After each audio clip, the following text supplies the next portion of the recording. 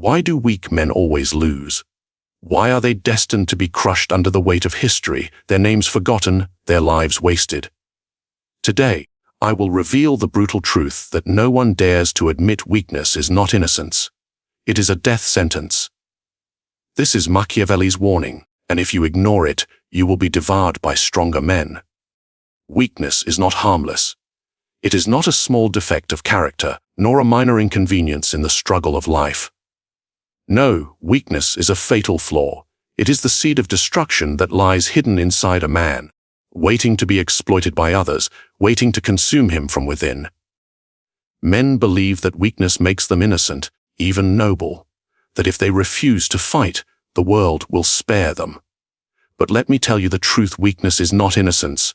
Weakness is an invitation for others to dominate, betray, and destroy you. You see, the world is a battlefield. Every man is surrounded by wolves, some snarling openly, others smiling with deceit. In such a world, weakness is like the scent of blood in the air. It calls predators to you. It marks you as prey. When you show hesitation, when you shrink from confrontation, when you hide behind the cloak of morality thinking it will shield you, you are in fact declaring to the world, I am defenseless. Take from me what you will. And the world obliges. Consider history. The collapse of empires did not begin when their enemies grew stronger, but when their leaders grew weaker. Rome was not conquered at her height of power. She was rotting from within, corrupted by softness, by decadence, by men who lost the will to act with severity when it was required. The enemies did not defeat Rome. Rome defeated herself by tolerating weakness in her own heart. So it is with men. The downfall of the weak is rarely sudden. It is a slow erosion. First, he refuses to assert himself in small matters. Then he avoids conflict in larger ones. He seeks safety in silence, hoping the storm will pass him by. But the storm never spares him. It grows stronger until it consumes him entirely. Weakness begins as a crack, almost invisible. But over time, that crack splits the entire foundation. And here lies the cruel paradox: weak men often believe their gentleness, their humility, their unwillingness to confront will win them respect. They imagine others will admire their patience, their restraint, their so-called moral superiority, but the world does not honor such illusions. At best, it overlooks them. At worst, it takes advantage of them. For men do not admire those who cannot defend themselves, they exploit them. Imagine a man who refuses to defend his dignity, who lets insults slide, who avoids speaking his mind because he fears the consequences. At first, others may consider him harmless. But soon they recognize he is powerless. His voice will not be heard, his boundaries will not be respected, his rights will not be protected. The weak man becomes a vessel into which others pour their will. He becomes a servant, even if he does not know it. Power respects only strength. This is the law of nature, older than kingdoms, older than mankind itself. The lion is not respected because it is kind. It is respected because it is feared. It is respected because it can kill. The same applies to men. A man who is incapable of strength, who refuses to wield it when necessary, will never command respect. His weakness brands him as inferior, and inferiority invites domination. Even in matters of friendship or love, weakness is punished. A weak man becomes a burden to his friends, for he cannot protect or support them. A weak man becomes undesirable to women, for he cannot provide security or project confidence. A weak man is despised by his enemies and abandoned by his allies. Everywhere he turns, his weakness costs him something. His dignity, his relationships, his opportunities, and in the end, his life itself. And yet, the greatest tragedy is that weak men often believe themselves safe. They think that because they pose no threat, no harm will come to them. But this is the most dangerous illusion of all. The harmless are not spared. They are the easiest to target. They are the ones conquered first. They are the ones history forgets. Look around you. How many names of weak men are remembered in the chronicles of history? None. For history does not record the meek, it records the strong. Weakness is therefore not merely a private defect. It is a public announcement of your fate.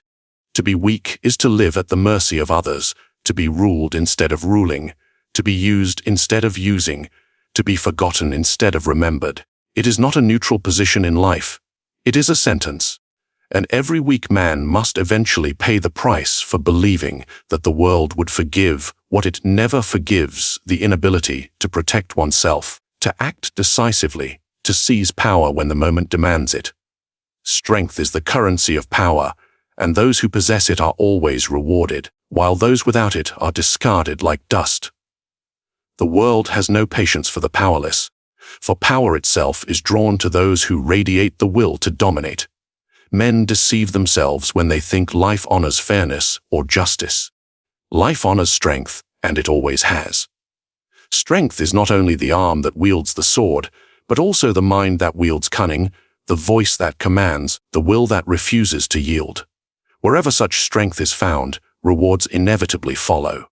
Think of kings who seized thrones not because they were born to them, but because they possessed the courage and ruthlessness to claim them. Think of generals who bent vast armies to their command because they radiated certainty in the midst of chaos. In every case, the world bends towards strength, not virtue. Look carefully at the nature of men. The masses are like water; they flow toward the one who can contain them, shape them, direct them. A weak man tries to lead, but his weakness is visible. His words do not inspire confidence, his presence does not command fear, his promises ring hollow. And so, the masses ignore him. They trample over him in pursuit of someone stronger. The strong, on the other hand, need not beg for obedience. Their very aura demands it. Men follow them not only out of loyalty, but out of fear, out of admiration, out of the unshakable sense that this is a man who cannot be denied. Even in the smallest arenas of life, strength draws reward. In trade, the man who negotiates with confidence secures the better deal. In disputes, the man who refuses to back down secures respect, even from his enemies. In love, the man who projects strength becomes desirable, while the weak man becomes invisible. Strength is magnetic. It draws resources, allies, and opportunities toward itself, just as weakness repels them. Do not mistake me. Strength does not mean constant brutality or endless violence. True strength is measured in control, the ability to strike when necessary and to restrain when it is wise. It is the power to bend others without appearing tyrannical, the art of appearing generous while secretly ensuring your dominance grows. Such strength is subtle, and yet it is rewarded all the same. For men admire not just those who fight, but those who win. Consider the cunning of Cesare Borgia, a prince whose name was feared throughout Italy. He was ruthless, yes, but he also understood how to project the image of strength even in his absence. His reputation alone defeated enemies before they dared to test him. What was his reward? Lands, loyalty, and a legacy etched in the memory of all who witnessed him. Contrast this with the countless weak rulers of his time. Princes who hesitated, who trusted too much, who lacked the will to crush rebellion at its birth. They were betrayed, dethroned, forgotten. Power rewarded Borgia because he embodied strength, and it punished the weak because they embodied hesitation. Strength also rewards itself in survival. A man who cultivates inner strength, of mind, of will, of discipline, finds himself less vulnerable to betrayal, less shaken by setbacks, less dependent on the approval of others. The world gives more to such a man because he takes it. He asserts his claim boldly, and few dare to deny him. Meanwhile, the weak man waits, hoping rewards will be handed to him out of fairness. But the world does not reward hope. It rewards action. And yet, men cling to the illusion that goodness alone will bring them recognition. They believe that by being virtuous, patient, or self-sacrificing, the world will honor them. But look around how many virtuous men starve in obscurity, while men of ruthless ambition thrive in luxury. The truth is clear: it is not goodness that brings reward, but the power to enforce your will. Virtue without strength is ignored. Strength without virtue is still rewarded. And when strength and cunning are combined, the rewards are limitless. Even enemies respect strength. A rival may despise you, may wish for your downfall, but if you radiate power, he is forced to acknowledge it. He must calculate carefully before moving against you. Weakness, on the other hand, invites immediate attack. Enemies do not fear to strike a man who has no defense. They see him as easy prey, and they take everything from him without hesitation. But a strong man, even surrounded by enemies, often deters them all simply because of the cost of opposing him. Power is not distributed equally, nor is it ever given freely. It is seized by those who appear strong enough to claim it. The battlefield, the court, the marketplace, all reward the same quality. Those who project strength, who act decisively, who do not tremble in the face of conflict, are granted influence, wealth, loyalty, and survival. Those who reveal weakness, who shrink back, who place their fate in the hands of others, receive nothing but scorn. Strength is, therefore, the key that unlocks every door. It is the only guarantee of being heard, the only shield against betrayal, the only magnet that draws rewards to you. There is a dangerous lie that weak men cling to, a lie that has destroyed kingdoms, toppled rulers, and silenced countless lives. It is the belief that morality alone will protect them. They imagine that if they are good, if they are fair, if they are honest, the world will grant them safety. They believe that virtue is a shield, but in truth, morality without strength is no shield at all. It is a paper wall against fire. You see, men like to console themselves with illusions, and the sweetest illusion of all is to believe that the world is just, that goodness will be rewarded, and wickedness punished. This is the story parents tell their children, the comfort priests whisper to the fearful, the fable rulers spread to keep their subjects obedient. But strip away these fictions, and reality stands naked before you. The strong impose their will, the cunning manipulate appearances, and the weak who cling to morality are swept aside. Consider the fate of honest rulers who trusted too much in virtue. History remembers them not for their goodness, but for their downfall. A prince who believes that kindness will bind men to him is a fool, for men are loyal only when it suits them. When fortune turns, when opportunity arises, they abandon him as easily as one changes garments. Yet these princes thought morality was armor. It was, instead, their executioner. A ruler who is too honest reveals his plans to others. He exposes his weaknesses, believing transparency will win trust. But trust is fragile, and once broken, it never returns.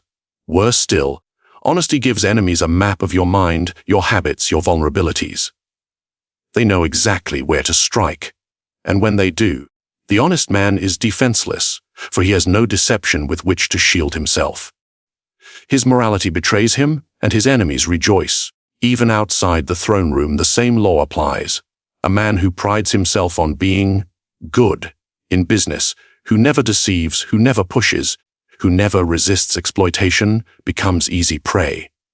His competitors will strip him of resources, flatter him with false friendship, and then crush him when the time is right. Why? Because his morality makes him predictable. He can be counted on to refuse cunning, to avoid ruthlessness, to shrink from harshness. He becomes an open book, and open books are easily rewritten by others. And what of love, of friendship, of loyalty? Here too morality deceives. A man who thinks that being good will win him love fails to see the truth. People do not love goodness. They love strength. They love confidence, security, and the power to shape reality. The weak man who clings to morality may be pitied, but pity is not love. Pity is the prelude to abandonment. In time, even those closest to him grow wary of his inability to stand firm. They leave him for someone stronger, someone who does not worship the illusion of morality. Understand this clearly: morality is useful, but only when it is a mask, never when it is a prison. The man who knows how to appear good, but who underneath wields strength and cunning, is always rewarded. People see his virtue, but they fear his power.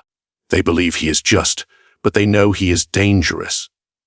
This combination commands respect.